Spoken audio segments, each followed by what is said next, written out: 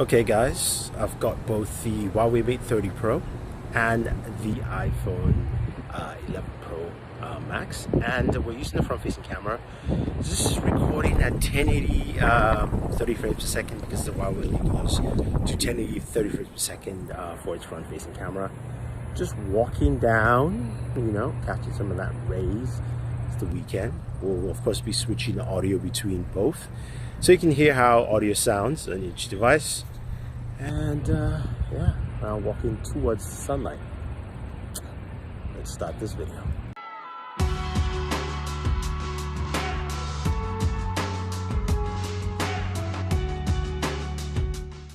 Oh, so starting off with the front-facing camera, you can see the iPhone does a really good job here keeping my skin tone and also giving some just nice bokeh effect around the image.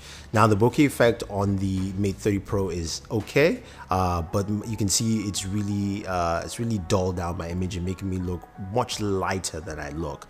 But this is not something that is totally systemic of the Mate 30 Pro. As we move over to this image, we see here that both cameras have kind of failed with the front-facing shot.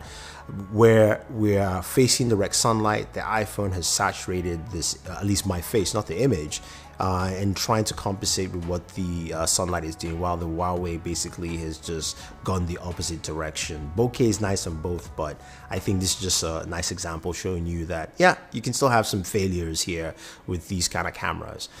This next shot here is where the Huawei does a better job, but now it's making me more red.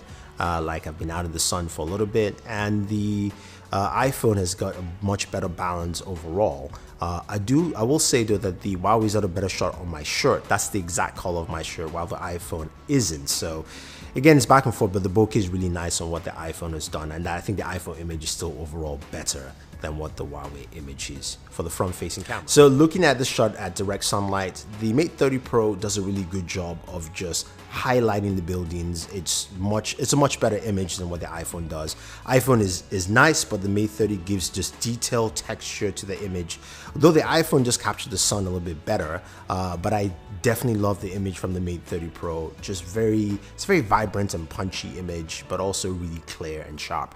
Now when we move over to the wide angle lens, the Mate 30 Pro image is much punchier, but also gives you more detail, and I can see more, and it's going over towards the yellower hue, if you will, while the iPhone is a bit flat in terms of this hue, and also it's darker in certain locations, so I can't see the backyard there. But the iPhone wide angle lens is much wider, gives me a wider berth, but I can't see as much as I like to see.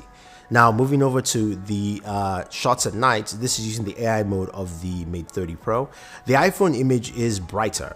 It is a brighter image than the Mate 30 Pro image, but the Mate 30 Pro I think is sharper, and I can see more details in the background of this image, so the bottles at the back and things like that. But I think both images are good.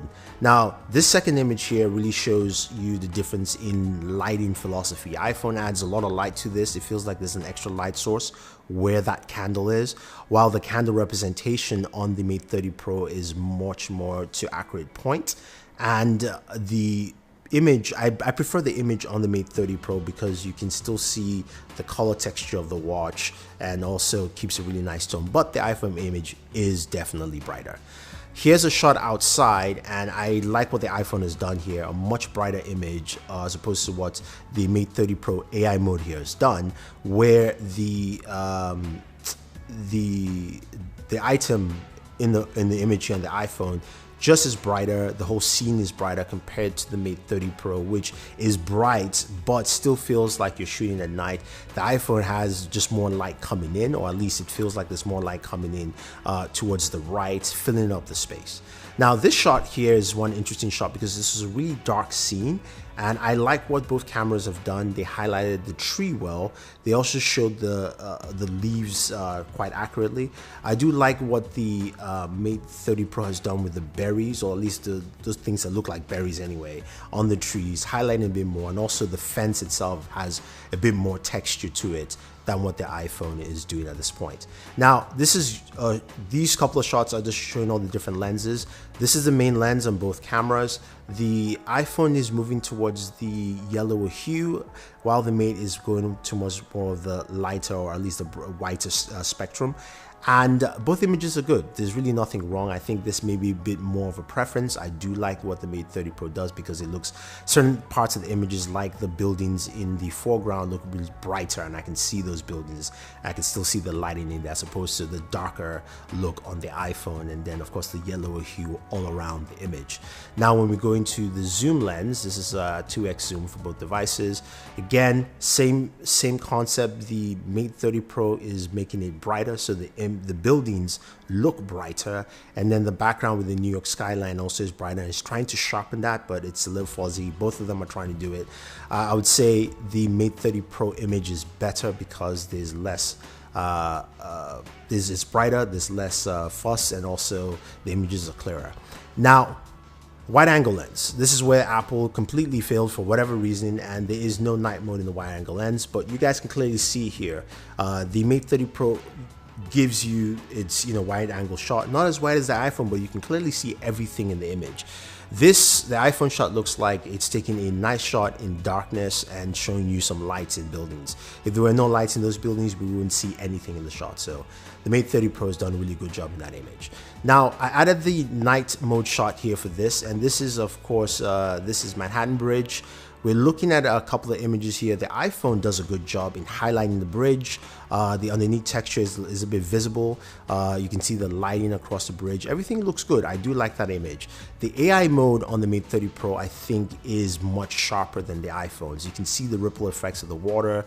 You can also see the lighting on the bridge, but underneath the bridge is not as visible. It's actually rather dark compared to the iPhone. I do like the night skyscape on the AI mode here. Now, the night mode, I think, is the best image of all three on the Mate 30 Pro. It's much brighter in all scenes, so underneath the bridge is clearly visible. You can see all the lighting across the bridge as well. You can see the ripple effects in the water. It's not as intense as the AI mode, but I think this image really captures the most of all three. But again, really solid images altogether, and I'm impressed with what the iPhone has been doing with this night mode. Now, we have a photo here of Uncle Danny, and he's standing here. This scene was actually was dark. I would say it's pretty dark in general, and as you can see with each image here, they've all brightened the scene up, so you can clearly see Danny standing out there. You can see his shoes, they come out well. The iPhone is going over towards the yellower hue, so what you have here is that Danny's skin tone has a little bit more saturation, and the leaves also have more saturation to them, while the Mate 30 Pro is going to much to the whiter hue, so it's a little bit more flat in terms of color. And the Mate 30 Pro night mode really brightens up the scene. If you look around Danny's legs, in the iPhone, it's a bit darker. You can see the shadow kind of cuts in through.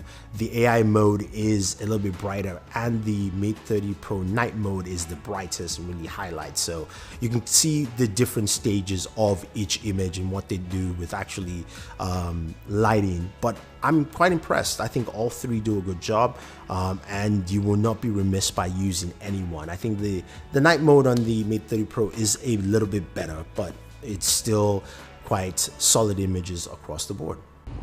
So we're recording here 4K 60. Again, the same passes, similar, and you're walking.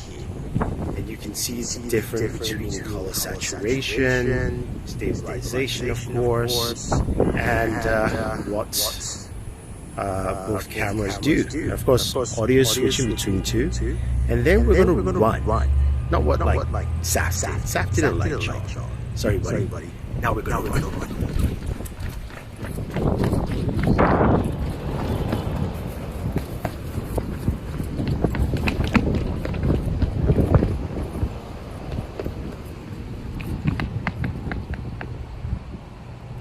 Yeah. So that was a run.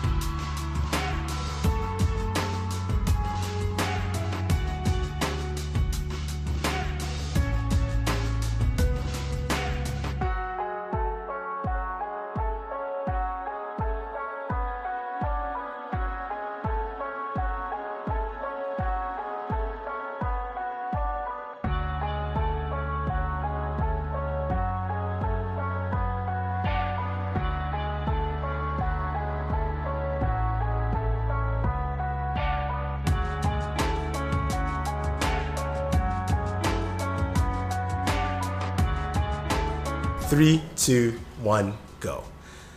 So looking at both images from the iPhone 11 Pro Max and the Mate 30 Pro, they do a good job in night mode, while the iPhone of course does a much better job with portrait photos during the daytime. But night mode, I think, is where of course we focus more on this video, that they both do a really good job. The dedicated night mode on the Mate 30 Pro, I think, is a little bit more enhanced and you can get better photos from there. But if you're an iPhone user and you're picking up the 11 Pro Max, you are doing very well. And if you're an Android user and you want to step up to the Mate 30 Pro, this is definitely a solid device for of course night mode photos. Now both cameras have extra features. You got slow fees for the iPhone, basically slow motion photo videos on the front facing camera, and the Huawei Mate 30 Pro does 7,680 frames per second slow motion, which is insanely good for anyone who wants to do slow motion photography or video. Well guys, there you have it. I think both are really solid cameras, and I want you to tell me what you think in terms of photos you've seen in this video. Who do you think is better? If you have any questions or any comments, let me know. Don't forget to like and share this video, favorite this video, subscribe to the channel, and always enjoy your entertainment.